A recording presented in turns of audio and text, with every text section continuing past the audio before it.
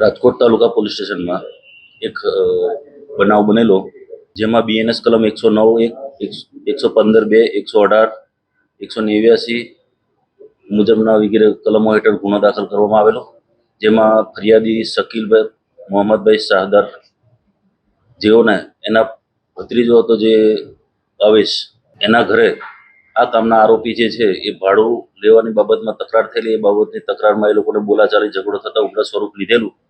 એ દરમિયાન આ કામમાં મરણ જનાર વિપુલભાઈ, જે શકીલના મિત્ર હોય, એ પણ ત્યાં હાજર હોય. ત્યાં મારામારી થતા ગંભીર ઇજા પહોંચતા પહેલા વિપુલભાઈને સારવાર હેઠળ હોસ્પિટલ ખાતે સારવારમાં મોકલેલા. સારવાર દરમિયાન તેમનું મૃત્યુ થતા આ ગુનાના કામે 103(1) મુજબનો કલમનો ઉમેરો કરવામાં આવેલો છે. અને આરોપીઓ જે છે એ આરોપીના નામ આવતા આરોપીને ધરપકડ કરવામાં આવેલી છે ગણતરીના કલાકોમાં.